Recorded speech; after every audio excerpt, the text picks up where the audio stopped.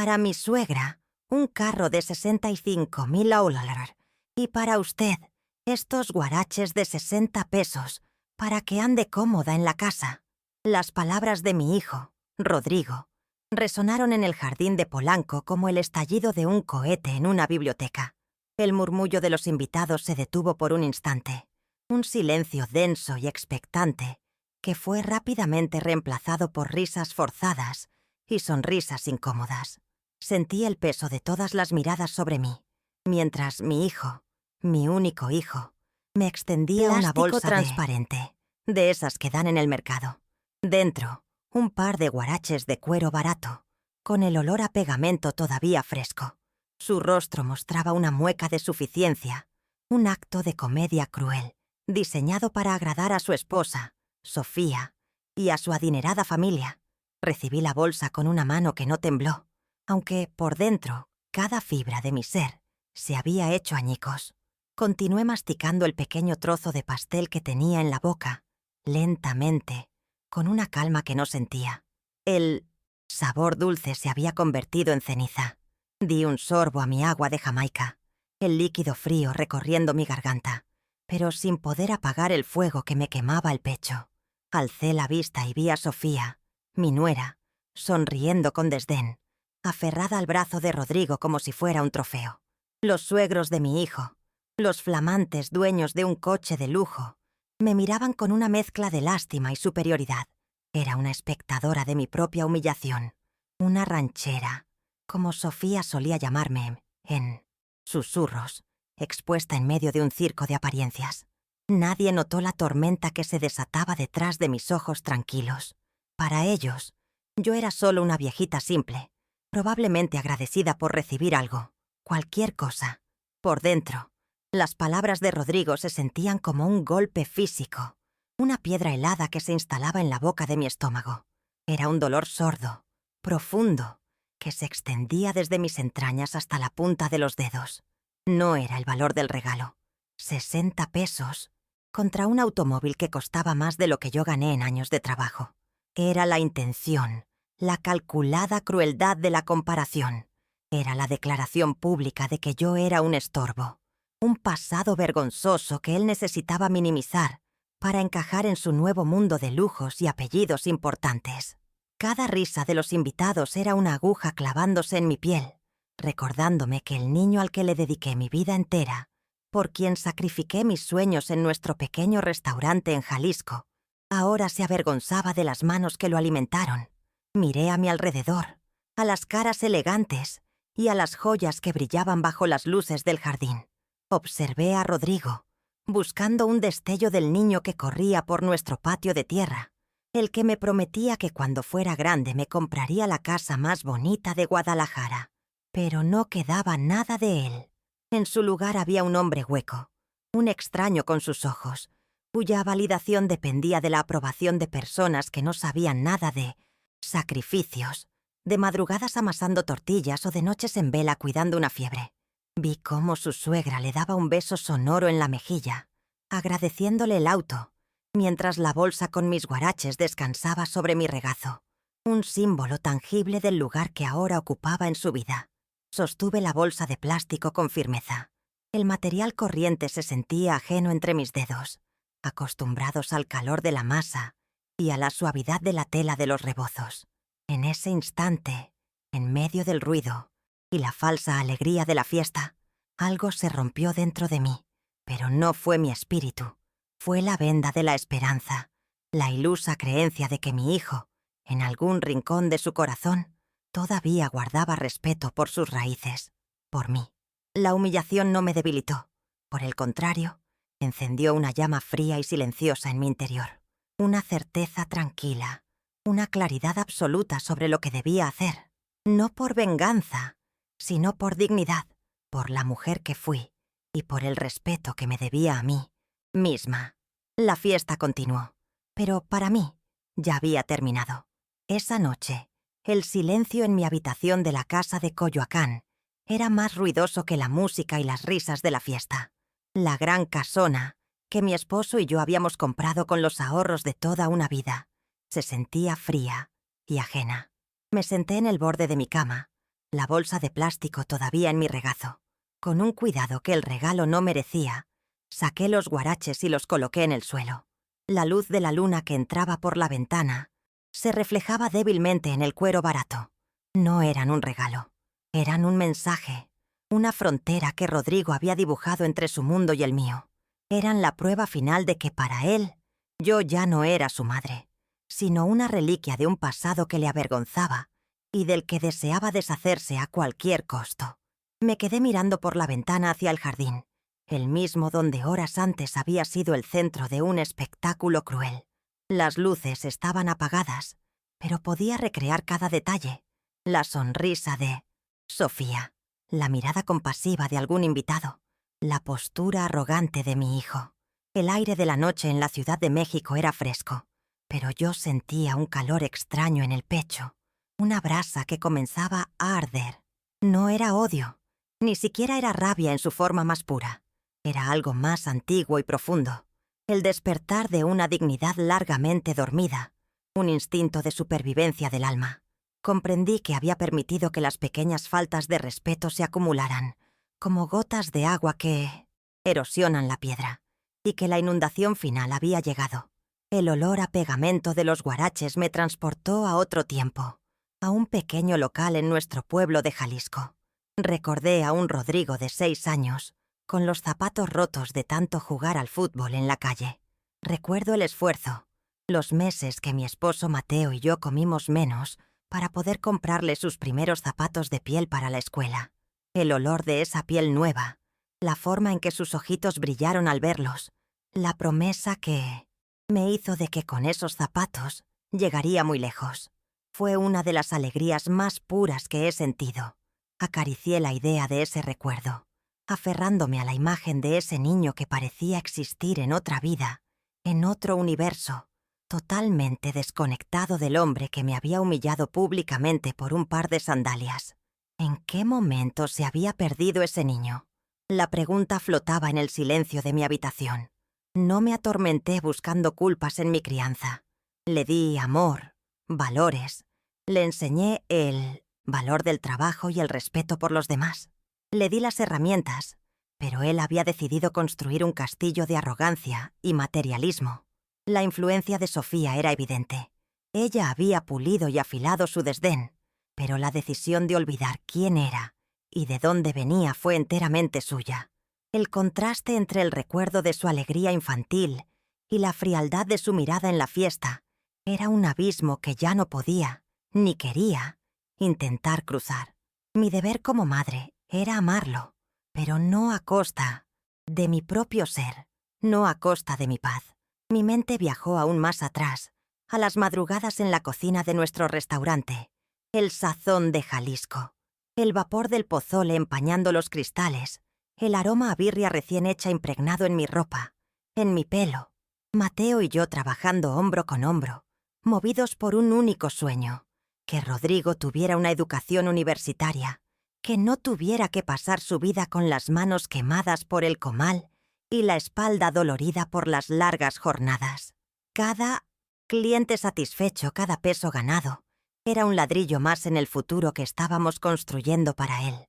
No nos importaba nuestro cansancio, porque veíamos en sus buenas calificaciones la promesa de una vida mejor, una vida que nosotros solo podíamos imaginar para él, lejos de nuestro pequeño y humilde mundo. Recuerdo el día que fue aceptado en la universidad en la capital. Fue una celebración. Mateo, que rara vez mostraba sus emociones, lloró de orgullo. Para asegurar su futuro, vendimos un pequeño terreno que habíamos heredado de mis padres, nuestra única red de seguridad para la vejez. No lo dudamos ni un segundo. Era una inversión en nuestro hijo, en su felicidad, en la materialización de todos nuestros sacrificios. Le dimos todo, no solo el dinero, sino nuestra fe, nuestra esperanza, la totalidad de nuestro amor incondicional. Pensamos que estaba construyendo su futuro sobre los cimientos sólidos que le habíamos dado, sin darnos cuenta de que estaba usando esas mismas piedras para construir un muro entre nosotros, para dejarnos afuera. El cambio fue gradual, casi imperceptible al principio, sobre todo después de que Sofía entró en su vida. Empezaron con comentarios sutiles, bromas sobre mi acento de pueblo o mi manera de vestir. «Ay, suegra, en México ya no se usan esos rebozos», decía ella con una sonrisa que no llegaba a sus ojos. Rodrigo, en lugar de defenderme, se reía y me decía que eran otros tiempos. Eran pequeñas espinas, pinchazos diarios que yo ignoraba, atribuyéndolos a la brecha generacional, a mi propia incapacidad para adaptarme a su mundo sofisticado. No quería ver que no era una cuestión de adaptación, sino de aceptación, y ellos simplemente no me aceptaban como era. Me querían invisible, silenciosa, una figura decorativa del pasado. Mi primera visita a esta casa, nuestra casa, después de que se mudaran tras la muerte de Mateo, fue una lección dolorosa. Sofía había redecorado todo con un estilo minimalista, frío, que borraba cualquier rastro de la calidez que Mateo y yo habíamos cultivado. Mis muebles, los recuerdos de una vida, fueron relegados a mi habitación o directamente almacenados en la bodega. Me sentí como una invitada en mi propio hogar, una extraña a la que se le permitía ocupar un cuarto por caridad. Caminaba por los pasillos y no reconocía nada.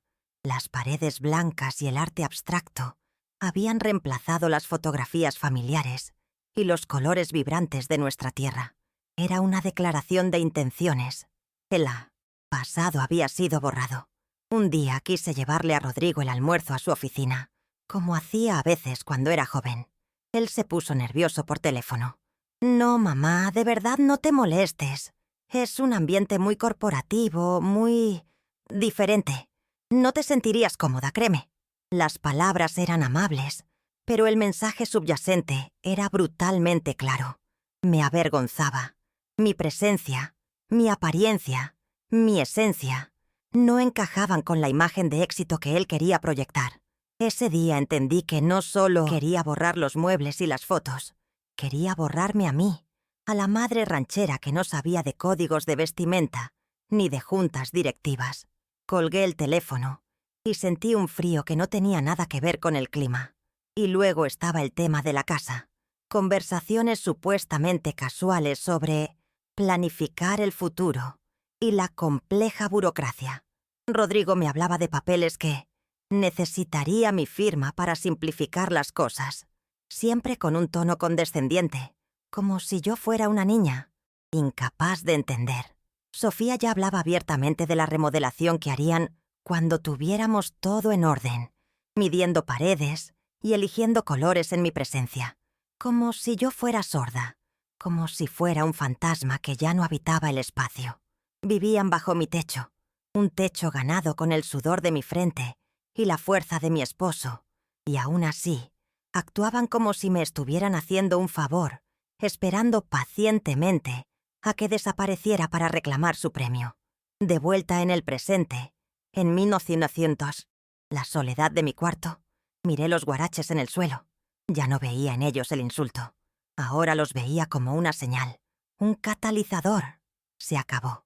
La mujer paciente y sumisa que aguantaba en silencio para no causar problemas había llegado a su fin esa noche.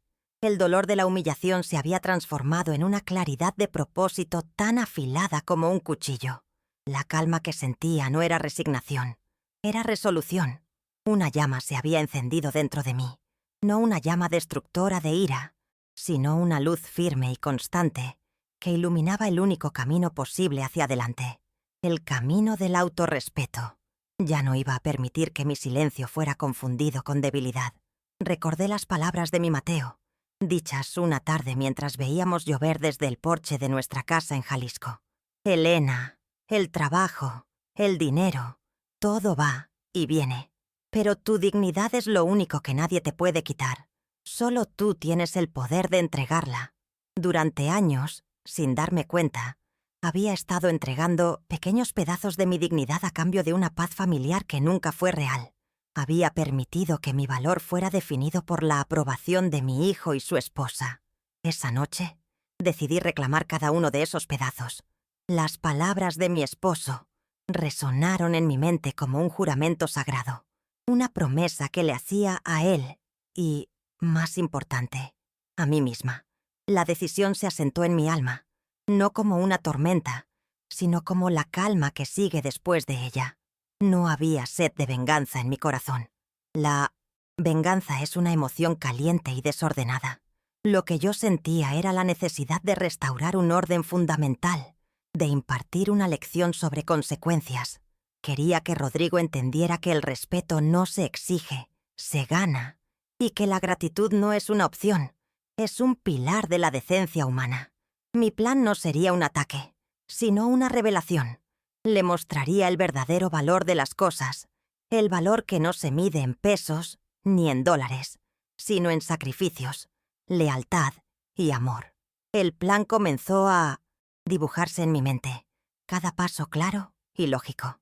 Sabía exactamente a quién llamar primero, a don Ramiro, el viejo abogado de la familia, un hombre de honor que conocía cada uno de nuestros secretos y sacrificios, el albacea de la voluntad de Mateo y el guardián de mi verdadero poder.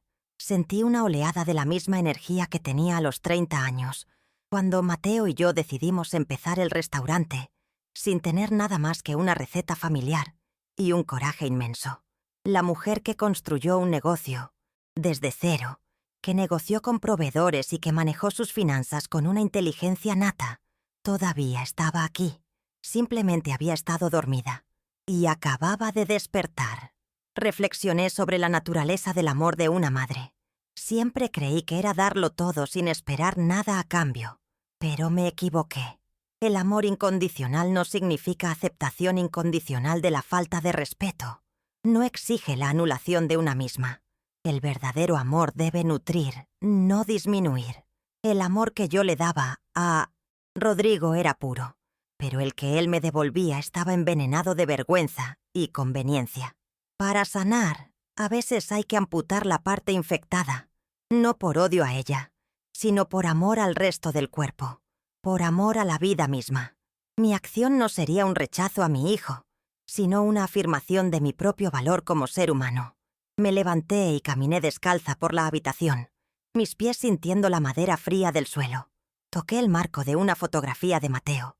Su sonrisa amable me daba fuerzas. Acaricié la portada de mi viejo libro de recetas, sus páginas manchadas de aceite y de historia. Cada objeto en esa habitación era un ancla, un recordatorio de una vida construida con esfuerzo, honestidad y amor. Esa vida merecía un final digno, un epílogo escrito en mis propios términos, no uno dictado por la ambición y la ingratitud de otros. Esta casa no era solo una propiedad, era el testamento de mi viaje, y yo era la única con derecho a decidir su destino. Me miré en el oscuro cristal de la ventana. Vi el reflejo de una mujer de 75 años, con el cabello blanco y el rostro surcado de arrugas, pero más allá de la superficie, vi la fortaleza forjada en el fuego del trabajo duro, la resiliencia de quien ha conocido la pérdida y la lucha. Vi a la esposa, a la madre, a la empresaria, vi a Elena, y por primera vez en mucho tiempo me sentí completa, dueña de mí misma y de mi futuro. La decisión estaba tomada, y con ella, una profunda sensación de paz se instaló en mi corazón. No había miedo, no había duda, solo la certeza serena de estar haciendo lo correcto. Antes de meterme en la cama, recogí los guaraches del suelo y los puse junto a mis zapatos de diario. Mañana me los pondría. Serían un recordatorio, no de la humillación, sino del momento exacto en que todo cambió. Serían el primer paso en un nuevo camino, un camino de regreso a mí misma. Me los pondría para ir a ver a don Ramiro. Serían el símbolo silencioso de mi revolución personal.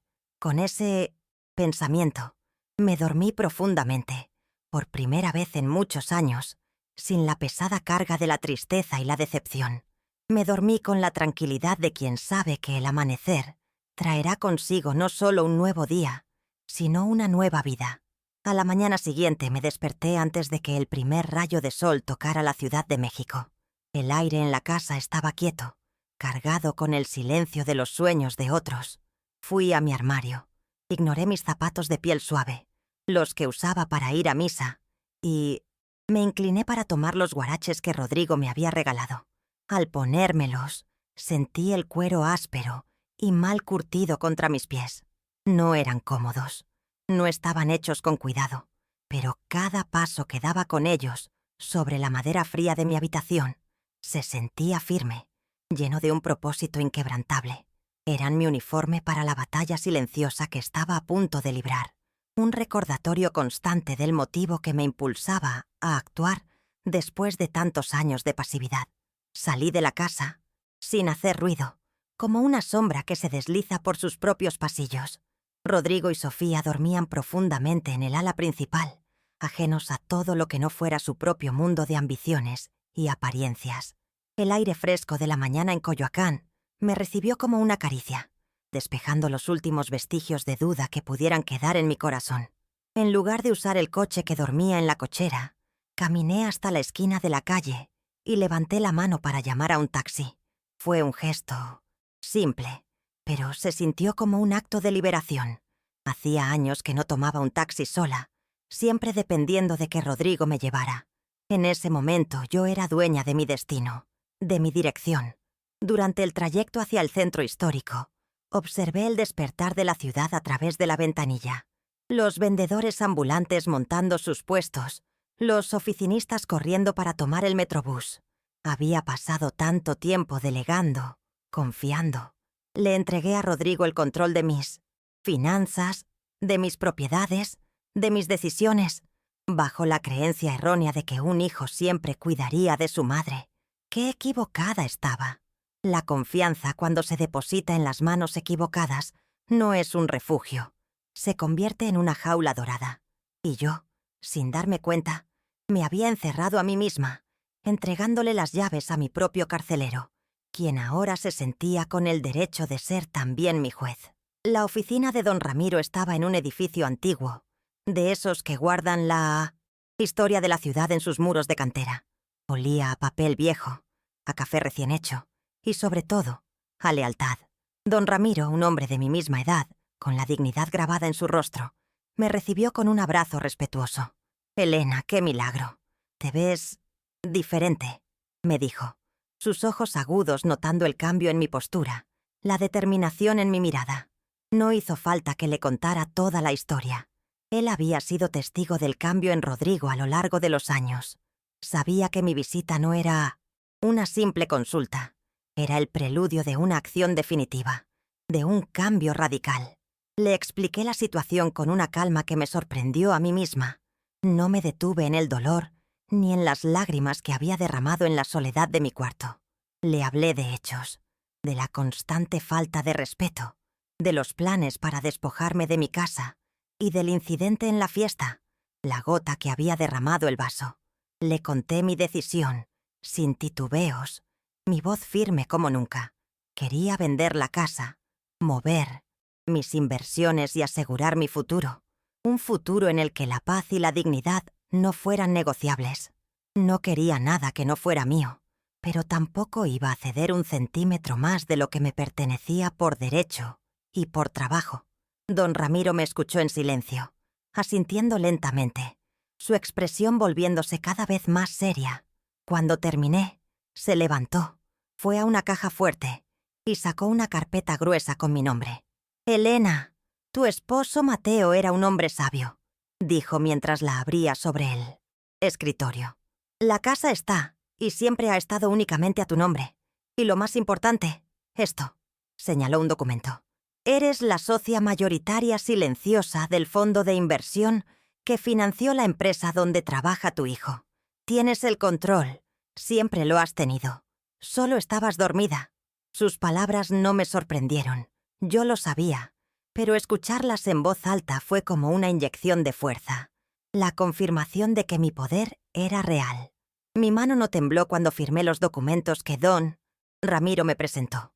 Cada trazo de la pluma sobre el papel se sentía como una sentencia, no de venganza, sino de justicia.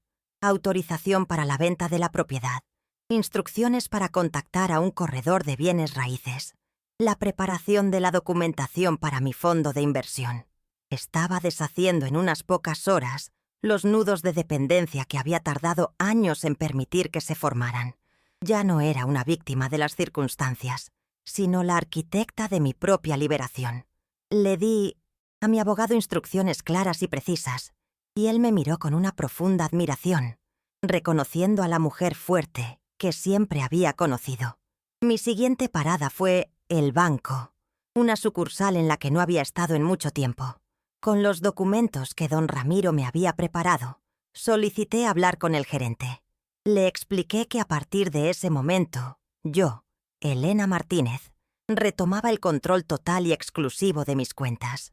Cambié claves, números de contacto y eliminé a Rodrigo de mi notición, cualquier autorización que pudiera tener. El gerente, un hombre joven y eficiente, ejecutó mis órdenes sin hacer preguntas. Fue otro eslabón roto en la cadena que me ataba a la voluntad de mi hijo. Sentí cómo recuperaba el control de mi vida, pieza por pieza, con cada firma, con cada decisión. Después me reuní con la corredora de bienes raíces que don Ramiro me había recomendado, una mujer elegante y profesional llamada Isabel. Nos encontramos en un café discreto. Le presenté los detalles de la propiedad en Coyoacán. Cuando le mencioné la dirección y las dimensiones, sus ojos se abrieron con interés profesional. Señora Elena, esa es una joya. Hay una gran demanda por propiedades así. Su valuación inicial superó mis expectativas. Una fortuna que mi esposo y yo habíamos construido sin darnos cuenta, simplemente viviendo y trabajando. Para Rodrigo era un cheque en blanco. Para mí, era el resultado tangible de una vida de amor y esfuerzo conjunto con Mateo. Isabel me comentó algo que aceleró mis planes. Tengo una pareja de clientes, coleccionistas de arte, que han estado buscando una casa exactamente así durante meses. Son compradores serios, buscan una transacción privada y rápida. Era perfecto. No quería un letrero de «se vende» en mi jardín. No quería un desfile de extraños recorriendo mis recuerdos. Quería que fuera un movimiento limpio, silencioso y devastadoramente eficaz. Le di mi autorización para que procediera, para que organizara una visita privada y presentara la oferta. La maquinaria estaba en marcha, y sus engranajes giraban silenciosamente bajo la superficie de la vida cotidiana. Mientras el taxi me llevaba de regreso a casa, con los guaraches aún en mis pies, reflexioné sobre el verdadero significado de ser madre. No es solo dar a luz, alimentar y proteger. Es enseñar, y a veces, las lecciones más importantes son las más duras. Le di a mi hijo raíces, las raíces profundas de nuestro origen humilde en Jalisco. Le di alas, las de una educación y oportunidades que yo nunca tuve. Pero cuando un hijo usa esas alas para volar tan alto, que desprecia las raíces que lo sostienen, entonces la lección debe ser sobre la gravedad, sobre la dura realidad de una caída. Mi plan no era un acto de desamor, sino el acto de amor más difícil de todos, dejarlo enfrentar las consecuencias de sus propias elecciones. Llegué a casa por la tarde. Rodrigo estaba en una llamada de trabajo, paseándose por el salón con su teléfono pegado a la oreja. Sofía estaba viendo catálogos de cocinas de lujo. Apenas notaron mi llegada. «¿Qué tal tus guaraches nuevos, suegra? ¿Muy cómodos?», preguntó Sofía con un sarcasmo apenas disimulado, sin levantar la vista de su revista.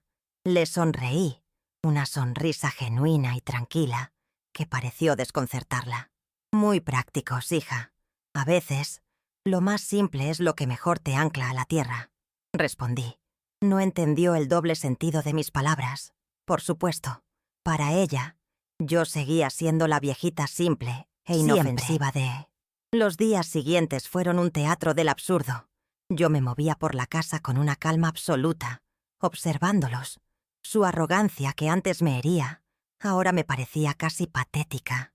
Eran como dos niños jugando en una casa de muñecas que creían suya, sin saber que la dueña estaba a punto de guardarla en su caja. Rodrigo trajo a casa muestras de pintura para las paredes del salón. Sofía contrató a un diseñador para que tomara medidas. Hablaban de sus grandiosos planes frente a mí, convencidos de que mi firma en sus papeles era una mera formalidad, una cuestión de tiempo. Yo los escuchaba, asentía y les ofrecía café, jugando mi papel a la perfección. Una noche Rodrigo se sentó a mi lado en el sofá. Sacó una carpeta. «Mamá, aquí están los papeles de los que te hablé». Es solo para ayudarte con la administración, para que no tengas que preocuparte por nada. Su voz era suave, aceitosa, la misma que usaba cuando quería conseguir algo. Tomé la carpeta, la abrí y fingí leer el contenido, aunque ya sabía por don Ramiro que era una cesión de derechos disfrazada. Lo miré a los ojos, esos ojos que ya no reconocía. Claro, mi amor, déjamelos. Los leeré con calma. Hoy estoy un poco cansada y no quiero cometer errores. Su mandíbula se tensó por una fracción de segundo. Una chispa de impaciencia en su mirada. Mi postergación lo carcomía. Cada día que pasaba sin mi firma, su irritabilidad crecía. ¿Ya leíste los papeles, mamá?, me preguntaba por la mañana. ¿Necesitas que te...? Su amabilidad forzada se fue desgastando, dejando al descubierto la cruda impaciencia que había debajo. Empezó a cometer errores, a ser más descuidado en sus comentarios crueles. «Apúrate, mamá, que no tenemos todo el tiempo del mundo», le soltó un día a la hora de la comida. Cada una de sus palabras, cada gesto de desdén, no hacía más que reafirmar la justicia de mis acciones. Él mismo estaba cavando su propia tumba, y yo simplemente le estaba permitiendo terminar el trabajo. El viernes por la mañana recibí la llamada de don Ramiro. «Elena, todo está hecho. La casa está vendida. Los nuevos propietarios son los señores de la Garza. Los fondos ya han sido transferidos a tu nueva cuenta». Un peso enorme se levantó de mis hombros. La parte más difícil estaba hecha. El nido que construí con Mateo estaba a salvo. Su legado honrado. No sentí alegría, sino una profunda sensación de alivio. La tranquilidad de haber asegurado lo que era justo. El dinero era secundario. Lo que había recuperado era mi soberanía sobre mi propia vida, sobre mi historia. Luego procedí con el segundo paso de mi plan. Llamé a don Ramiro y le di la instrucción final respecto al fondo de inversión. No se trataba de una venganza destructiva que arruinaría la empresa, sino de un movimiento estratégico. Le ordené que ejecutara la cláusula que me permitía retirar mi capital mayoritario, con un preaviso mínimo, citando una pérdida de confianza en la gestión actual. Esto no llevaría a la quiebra, a la compañía, pero sí forzaría una reestructuración inmediata y la destitución de los puestos directivos que dependían de mi capital, incluido, por supuesto, el de mi hijo Rodrigo. Era un golpe quirúrgico, preciso y sin emociones. Esa noche, la última en mi casa, empaqué una pequeña maleta. No sentía que estuviera siendo despojada.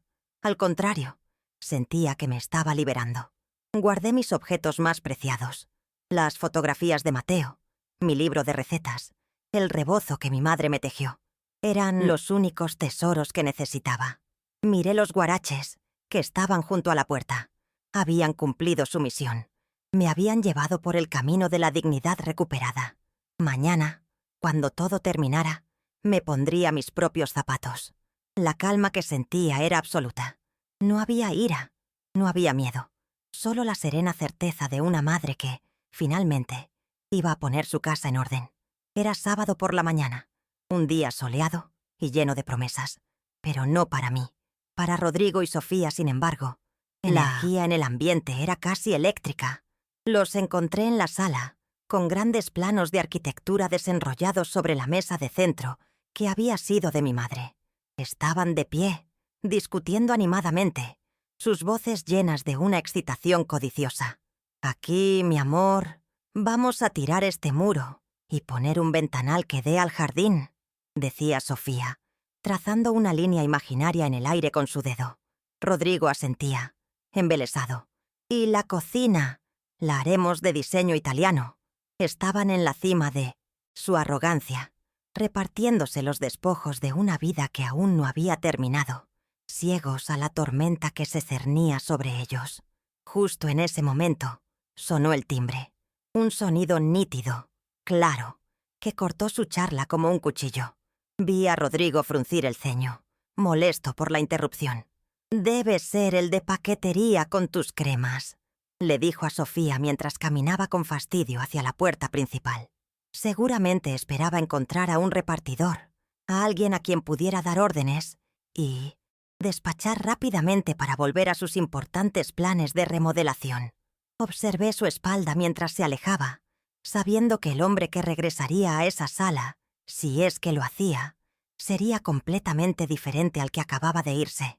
La calma en mi corazón era absoluta, la calma de la justicia inminente. Cuando Rodrigo abrió la puerta, su expresión de fastidio se transformó en una máscara de pura confusión. Allí estaba yo, de pie en el umbral, pero no estaba sola. A mi derecha, don Ramiro, mi abogado, erguido y solemne, con un maletín de cuero en la mano. A mi izquierda, una pareja elegantemente vestida, de unos 50 años, que miraban la casa con el aprecio de quien ve algo que ya le pertenece. Eran los señores de la Garza. No sonreí. Mi rostro estaba sereno. Sostuve la mirada perpleja de mi hijo por un instante y luego miré por encima de su hombro, hacia el interior de la sala, el lugar que había sido mi hogar durante más de 40 años, despidiéndome en silencio. «Mamá, ¿qué significa esto? ¿Quién es esta gente?», balbuceó Rodrigo, su cerebro incapaz de procesar la escena. Sofía, atraída por el silencio, apareció detrás de él. Su pregunta murió en sus labios cuando nos vio. Su instinto, más agudo que el de su marido para las catástrofes sociales, le dijo que algo estaba terriblemente mal. Ignoré sus preguntas. Di un paso adelante, obligando a Rodrigo a retroceder, y entré en la sala, seguida por mi comitiva. Me detuve en el centro de la estancia, sintiendo el peso de la historia bajo mis pies, y me preparé para cerrarle el último capítulo de la manera correcta. Me giré para enfrentarlos, mi voz tranquila pero llenando cada rincón de la habitación. «Buenos días, Rodrigo. Sofía, veo que están muy ocupados haciendo planes». Mi mirada se posó deliberadamente sobre los planos de arquitectura extendidos en la mesa, un símbolo de su codicia prematura. El contraste entre sus sueños de papel y la sólida realidad que yo había traído a la puerta era palpable. Dejé que el silencio se alargara un momento, permitiendo que la tensión creciera, que su confusión se convirtiera en un miedo incipiente.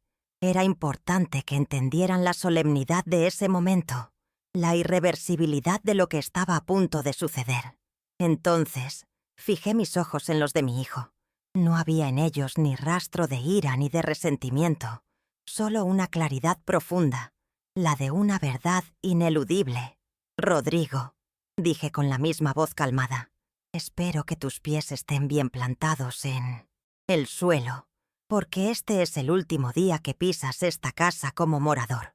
Pronuncié cada palabra de forma lenta y deliberada, no como una amenaza, sino como una simple e irrefutable declaración de hechos. Quería que las palabras penetraran, que llegaran hasta el fondo de su conciencia, más allá de las capas de arrogancia y desdén que había construido a su alrededor durante años. El efecto fue inmediato.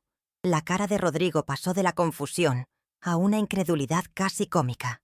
Sofía ahogó un grito, llevándose una mano a la boca, sus ojos abiertos de par en par. El aire en la sala se volvió denso, pesado, cargado de una tensión que casi se podía tocar. Me miraban como si nunca me hubieran visto antes, como si la mujer anciana, dócil y silenciosa que conocían se hubiera transformado de repente en una extraña, en una figura de autoridad implacable. Y en cierto modo, tenían razón. La Elena que había soportado sus humillaciones en silencio había muerto en la fiesta de cumpleaños. La que estaba frente a ellos era simplemente yo, sin disfraces. Antes de que pudieran articular una protesta coherente, me volví hacia la pareja que me acompañaba. Con un gesto de la mano dije: «Permítanme presentarles a los señores de la Garza. Rodrigo, Sofía, creo que tienen algo en común con ellos. A esta pareja también le encanta la casa». Hice una pausa, dejando que la anticipación creciera. Tanto, de hecho, que la compraron. Los señores de la Garza, siguiendo el guión que habíamos acordado, asintieron con una cortesía fría y distante, sus ojos ya recorriendo el espacio como si evaluaran sus nuevas posesiones, ignorando por completo a los antiguos ocupantes. La revelación cayó sobre ellos como una losa. El rostro de Sofía perdió todo su color, volviéndose de un blanco ceroso. Rodrigo, por su parte, soltó una risa nerviosa, un sonido agudo y estridente. No, no, mamá. Qué buena broma. Muy graciosa. Tú no puedes vender esta casa, exclamó, su voz subiendo de tono hasta quebrarse. La casa es de la familia. Necesitas mi firma, mis permisos. No tienes idea de cómo funcionan estas cosas. Su arrogancia, su último refugio, estaba luchando una batalla desesperada contra una realidad que se negaba a aceptar, aferrándose a un poder que nunca había tenido. Fue entonces cuando don Ramiro, con una sincronización perfecta, dio un paso al frente, abrió su maletín de cuero y, con un movimiento deliberado, sacó un documento y lo colocó suavemente sobre los planos de la remodelación. «Me temo que está usted en un grave error, joven Rodrigo», dijo don Ramiro, su voz grave y sin emoción. «La señora Elena Martínez de Villa es, y siempre ha sido, la única y absoluta propietaria legal de este inmueble. La venta es perfectamente legal, legítima, y se concretó en mi notaría el día de ayer. Aquí tiene una copia de la nueva escritura. Los señores de la Garza son los nuevos dueños». Con la verdad legal establecida por don Ramiro, yo di el golpe emocional. Esta casa, Rodrigo, la que dabas por sentada, la que planeabas destripar y vender para comprarte un apartamento de lujo en Santa Fe, comencé, mi voz todavía tranquila pero cargada con el peso de décadas de sacrificio. Fue comprada con el sudor de mi frente y con la espalda rota de tu padre. Nunca fue tuya para tomarla, hijo. Solo era tuya para respetarla. Y fallaste, de la manera más miserable, en esa única y simple tarea que se te pidió. Mis palabras no eran acusaciones, eran el epitafio de la relación, que él mismo había destruido. La negación en el rostro de Rodrigo finalmente se derrumbó, reemplazada por una rabia pura e impotente.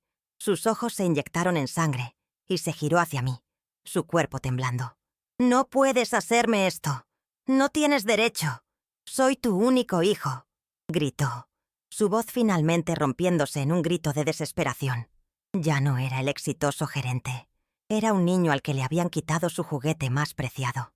Sofía, por su parte, parecía haberse petrificado. Su mente, calculadora sin duda, evaluando la magnitud del desastre financiero y social que acababa de ocurrir, viéndolo a él, a su esposo, como una pésima inversión. Metí la mano en mi bolso y saqué un último sobre. No contenía dinero, no contenía consuelo, contenía el título de propiedad de nuestro primer negocio, el pequeño y humilde restaurante en Jalisco, que, por una corazonada, siempre mantuve a mi nombre. Se lo extendí. «Esto, Rodrigo, es lo que te queda», le dije, mi voz ahora teñida de una profunda solemnidad. «Este es el valor exacto del respeto que me diste. Así que ahora, vuelve a donde todo empezó. Vuelve y aprende lo que es trabajar de verdad. Aprende a honrar tu origen. Quizás allí, entre el olor a birria y a tortillas, recuerdes quién eres». Sus manos tomaron el sobre por puro instinto, sus dedos temblorosos. Lo abrió y miró el documento sin comprender al principio. Luego sus ojos se levantaron y se encontraron con los míos. En ese instante, lo entendió todo. La totalidad, la consecuencia final de su arrogancia. El choque, la rabia, la negación, todo se disolvió en una desesperación abrumadora y silenciosa. Se quedó allí, en medio de la sala que ya no era suya, con el título de un pasado que despreciaba en sus manos. Lo había perdido todo, y yo, sin sentir alegría, solo un profundo y doloroso alivio, supe que la lección, finalmente, había sido entregada. Cuando salí de la casa de Coyoacán por última vez, no miré hacia atrás.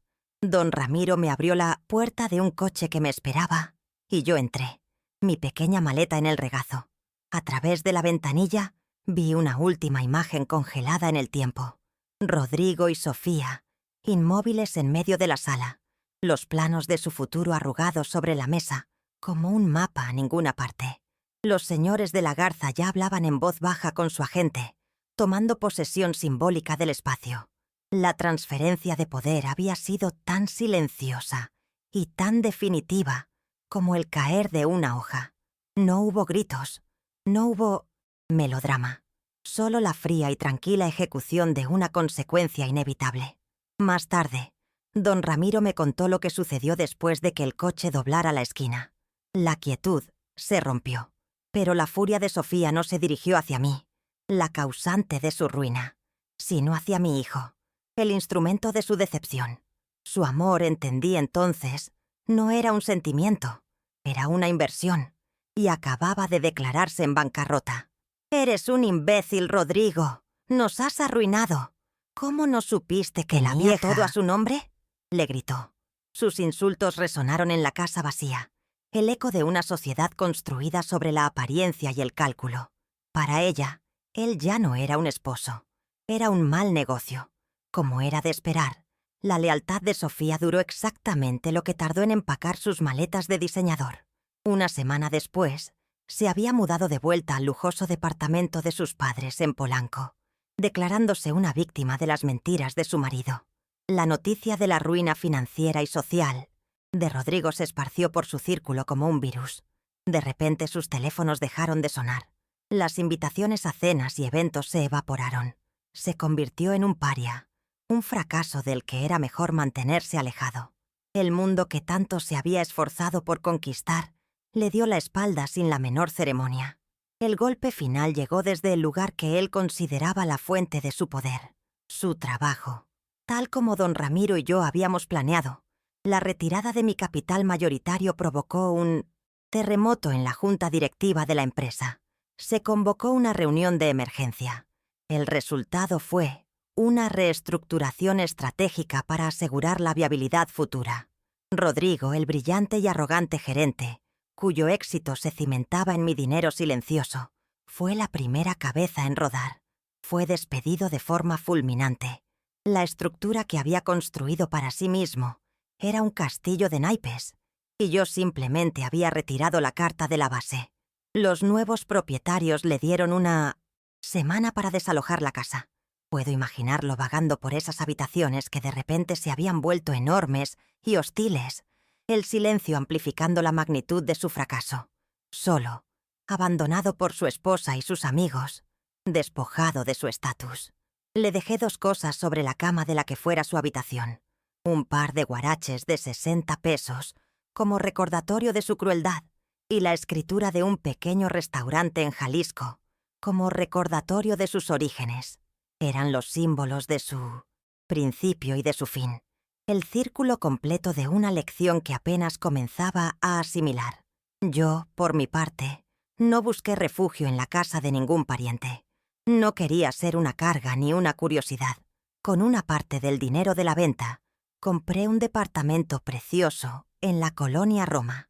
No era tan grande como la casa, pero era luminoso, moderno y, sobre todo, enteramente mío. Tenía un balcón que daba a una calle flanqueada por jacarandas, y cada mañana la luz inundaba mi sala. Por primera vez en décadas, vivía en un espacio que no estaba cargado con el peso del pasado o con las expectativas de otros. Era mi santuario, mi lienzo en blanco, el hogar de la nueva Elena. Descubrí una alegría inesperada en el proceso de amueblar mi nuevo hogar. Cada silla, cada lámpara, cada cuadro en la pared fue una elección personal. Compré un sillón increíblemente cómodo solo para mí, para leer por las tardes. Instalé una mesa de comedor grande, no para cenas familiares obligadas, sino para las reuniones con las personas que yo eligiera invitar a mi vida. Llené las paredes con arte de jóvenes pintores mexicanos y las ventanas con plantas que purificaban el aire. Mi apartamento se convirtió en un reflejo de mi estado interior, sereno, ordenado, lleno de luz y de vida nueva, un lugar donde mi alma podía respirar. Entre las cajas de la mudanza, encontré una vieja guía de viajes de Guanajuato que Mateo y yo solíamos hojear por las noches, soñando con un viaje que nunca hicimos, siempre posponiéndolo por el trabajo o por las necesidades de Rodrigo. Era un sueño aplazado, cubierto por el polvo de los sacrificios. Esa misma tarde, entré a Internet y compré un boleto de autobús de primera clase y reservé una habitación en un pequeño hotel con encanto en el centro de la ciudad. El simple acto de hacerlo, la independencia de tomar una decisión por y para mí, Fue increíblemente emocionante. Un acto de autoafirmación. Mi viaje a Guanajuato fue una revelación. Me sumergí en la belleza de sus callejones de colores, en la música de las estudiantinas que llenaba la noche, en el sabor de las enchiladas mineras que comía en pequeños restaurantes familiares. Caminé sin prisa. Visité el Museo de Diego Rivera. Me senté durante horas en el Jardín de la Unión, simplemente observando a la gente pasar, sintiéndome parte del tapiz de la vida. No me sentí sola ni un solo instante. Por primera vez, descubrí que mi propia compañía era agradable, interesante y, sobre todo, pacífica. Estaba redescubriéndome a mí misma. Una tarde, sentada en un café con vistas al Teatro Juárez, mi pensamiento se desvió hacia Rodrigo. No sentí rabia, ni siquiera el dolor agudo de antes. Sentí una especie de tristeza distante, como si pensara en alguien a quien conocí hace mucho tiempo. Esperaba sinceramente que la dureza de la lección lo llevara a una verdadera introspección, a un cambio genuino. Pero entendí que ese era su camino, no el mío. Mi responsabilidad ya no era guiarlo ni salvarlo. Mi única responsabilidad, a mis 75 años, era finalmente salvarme y guiarme a mí misma hacia la paz. Cuando regresé a la Ciudad de México, la sentí diferente. O quizás, la que era diferente era yo. La ciudad ya no parecía un lugar ajeno y hostil, sino un universo de posibilidades. Empecé a explorar mi nuevo barrio, la colonia Roma, con la curiosidad de una turista. Descubrí cafés encantadores, librerías de viejo con tesoros escondidos, parques donde la gente se reunía para conversar. Comencé a tejer una nueva red social, no basada en lazos familiares, sino en intereses compartidos y en la simple amabilidad de un «buenos días» con el dueño de la panadería o la señora que paseaba a su perro.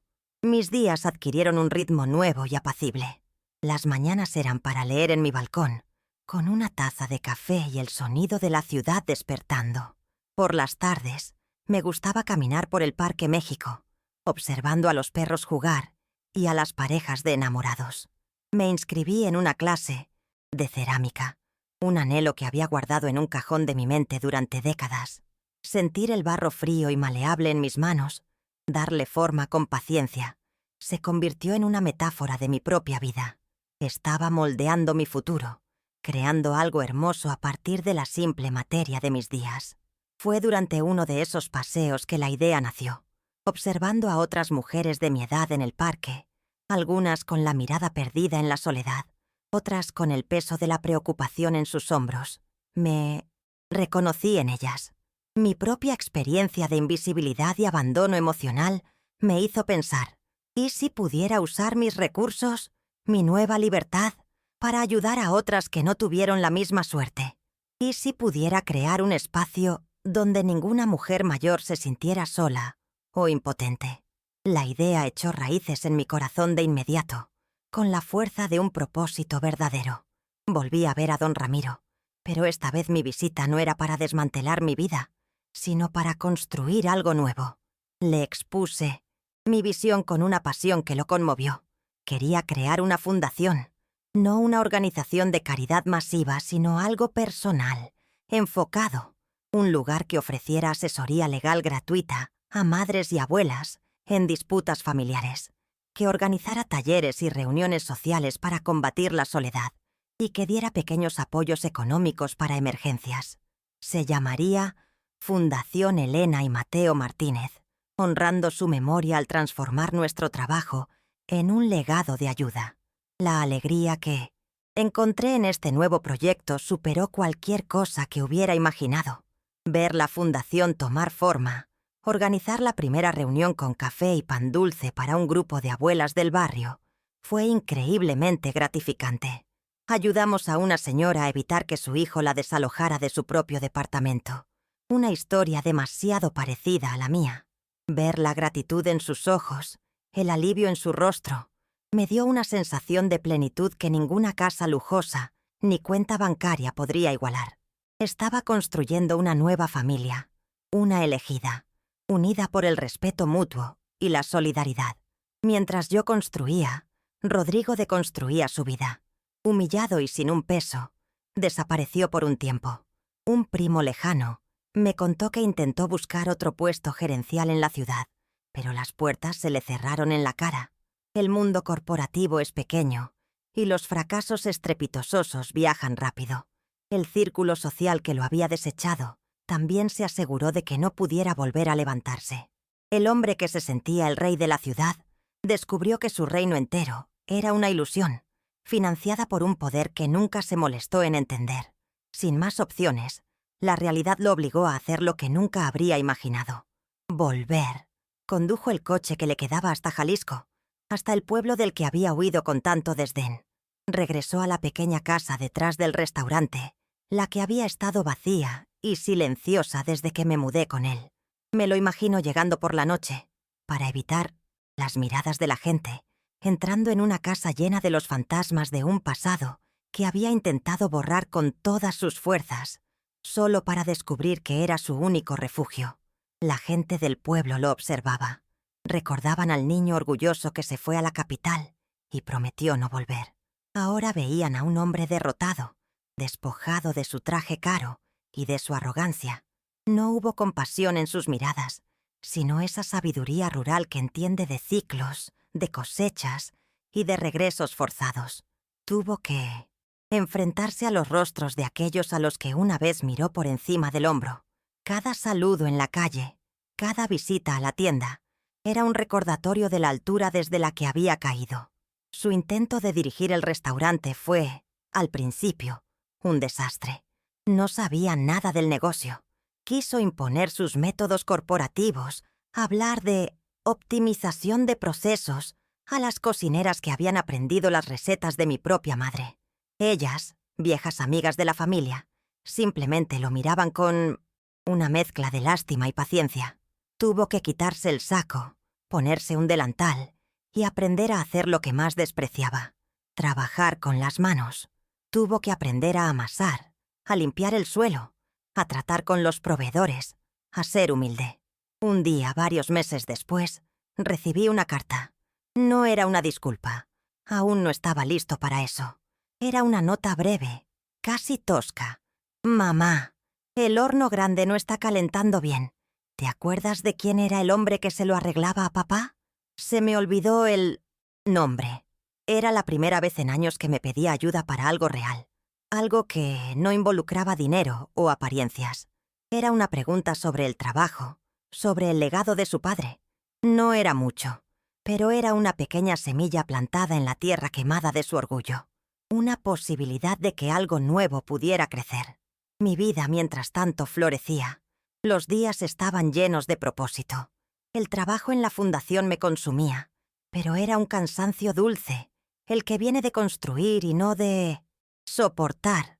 Mi apartamento en la Roma se convirtió en un centro de actividad, a menudo lleno de las risas de mis nuevas amigas, las abuelas a las que ayudábamos. Organizábamos tardes de lotería, clases de tejido, o simplemente nos sentábamos a compartir historias. Había encontrado mi tribu, mi comunidad, un lugar donde mi edad y mi experiencia eran valoradas y celebradas, no vistas como una carga. Mi concepto de la riqueza cambió por completo. Toda mi vida, junto a Mateo, habíamos medido nuestro éxito en la propiedad, en la casa, en los ahorros que le daríamos a nuestro hijo. Ahora entendía que la verdadera riqueza es intangible, es la paz mental al despertar por la mañana. Es tener un propósito que te levante de la cama. Es el respeto que te ganas y el que das. Es la libertad de ser tú misma, sin pedir permiso ni disculpas a nadie.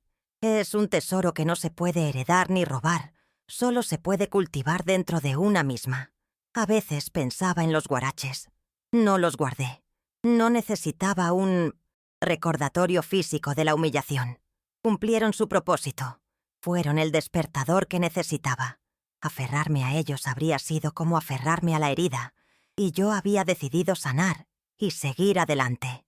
Mi historia ya no era sobre el dolor que me infligieron, sino sobre la paz que yo misma había construido a partir de las ruinas. El poder no estaba en el objeto, sino en la decisión que me impulsó a tomar. Un día recibí una llamada inesperada. Era una prima lejana de Sofía, una de las pocas personas amables de esa familia. Me contó algo que yo no sabía. Sofía tenía un hijo pequeño de una relación anterior, un niño al que Rodrigo nunca había querido integrar en su vida, tratándolo con una fría distancia. La prima, sintiendo que era lo correcto, me dio el número de la madre del niño. Durante días, miré el número, debatiendo si debía llamar, si tenía algún derecho a cruzar esa frontera. Finalmente, con el corazón en la mano, marqué el número. La joven madre, al otro lado de la línea, se mostró recelosa al principio, lo cual era comprensible. No me presenté como la ex-suegra de su expareja. Simplemente dije: «Hola, mi nombre es Elena. Sé que es extraño, pero me gustaría mucho invitarte un café a ti y a tu hijo». Con el tiempo, la desconfianza se convirtió en curiosidad y comencé a construir una relación tentativa y delicada con esa joven mujer y su pequeño hijo, mi nieto por la ley, que Rodrigo había desechado. Conocer al pequeño Mateo, que casualmente llevaba el nombre de mi esposo, fue como un regalo del destino. Era un niño de ojos curiosos y sonrisa fácil. En él encontré la oportunidad de ser la abuela que nunca me permitieron ser. No lo consentí con regalos caros, sino con lo que realmente importa, con mi tiempo, con historias de nuestro pueblo en Jalisco, enseñándole a hacer las galletas de canela que su abuelo tanto amaba. Le estaba dando las raíces que a su propio padre le habían faltado o que había elegido olvidar. Era inevitable comparar el amor forzado y doloroso que sentía por mi hijo con la conexión fácil y alegre que estaba construyendo con este niño. Me enseñó una lección fundamental. La familia no siempre es un asunto de sangre. A veces, la verdadera familia es aquella que eliges, la que cultivas con paciencia, respeto y amor incondicional. El lazo con Mateo era un regalo que no esperaba, una prueba de que la vida, incluso a mi edad, todavía podía ofrecer las más bellas y sorprendentes bendiciones. Hoy puedo decir honestamente que no siento amargura. La crueldad de Rodrigo fue el fruto de su propia inseguridad, de su miedo a no ser suficiente. Mis acciones, en cambio, fueron el fruto de mi propia fortaleza y de mi amor propio recuperado. No encuentro placer en su caída, pero sí siento una profunda sensación de justicia en mi propia paz. Le deseo que algún día encuentre su camino, pero ya no es mi responsabilidad mostrárselo. He soltado esa carga, y al hacerlo, me he vuelto ligera. Mi legado no será una casa de piedra en Coyoacán ni una cifra en una cuenta bancaria. Mi legado es la Fundación Elena y Mateo Martínez. Son las mujeres a las que damos voz y apoyo. Es el ejemplo de que nunca es tarde para reclamar tu dignidad. Mi legado será el recuerdo de una mujer que, en el invierno de su vida, se negó a que otros escribieran su último capítulo y decidió tomar la pluma ella misma, llenándolo de propósito, comunidad y una paz inquebrantable. Estoy en paz, sentada en mi balcón, observando las flores moradas de las jacarandas que pintan la calle. Siento una profunda sensación de integridad. He sobrevivido al trabajo duro, al sacrificio, al amor, a la pérdida y a la traición. Y he emergido del otro lado, no sin cicatrices, pero finalmente completa. He cerrado el círculo. Soy Elena Martínez, dueña de mi historia, capitana de mi alma, y soy, por fin, después de un largo viaje, absolutamente libre. La gente a menudo confunde el silencio con la debilidad.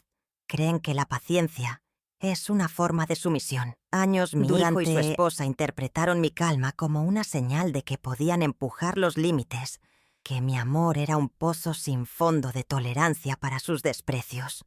Pero el silencio tiene su propio lenguaje. El mío no era de debilidad, sino de observación. Estaba acumulando pruebas, no para un juicio público, sino para el tribunal de mi propia conciencia. La verdadera fortaleza no reside en levantar la voz, sino en la certeza inquebrantable de tu propio valor. Mis acciones no nacieron de un arrebato de ira por unos guaraches. Nacieron de una vida entera de dignidad silenciosa, que finalmente exigió ser escuchada y respetada, en mis propios términos. He pensado mucho en el perdón. He perdonado a Rodrigo. Creo que sí, pero no de la manera que la gente espera. Perdonarlo no significa olvidar el dolor o justificar sus acciones. No significa abrirle de nuevo las puertas de mi vida como si nada hubiera pasado. Mi perdón es un acto de liberación personal. Es la decisión de soltar la piedra caliente de la amargura para que no siga quemando mis propias manos. Le devuelvo la responsabilidad de sus actos. Ya no cargo con su crueldad ni con su ingratitud. Se la he dejado a él, en ese pequeño restaurante de Jalisco, para que decida qué hacer con ella.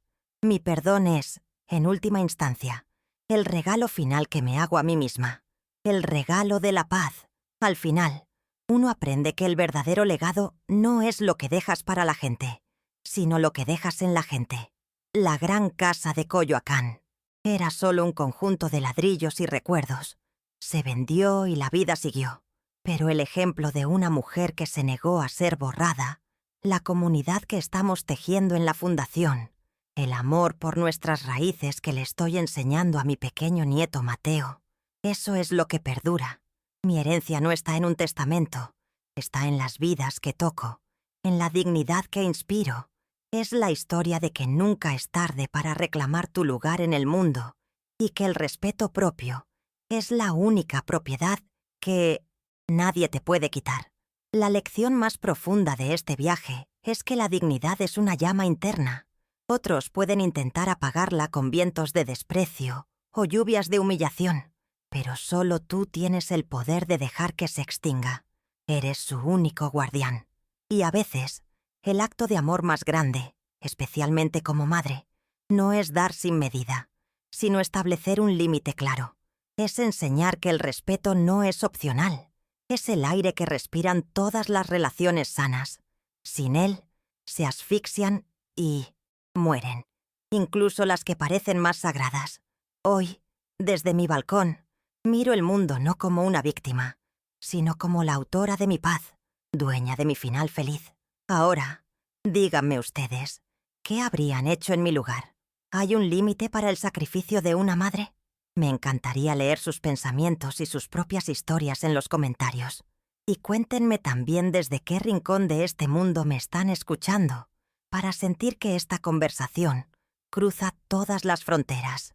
Sus voces me acompañan y me dan fuerza para seguir adelante con mi fundación y para ayudar a que esta historia llegue a más personas que quizás necesiten escucharla. Les pido que se suscriban a este canal y compartan este video. A veces, una historia compartida puede ser la luz que alguien más necesita para encontrar su propio camino. Gracias por escucharme.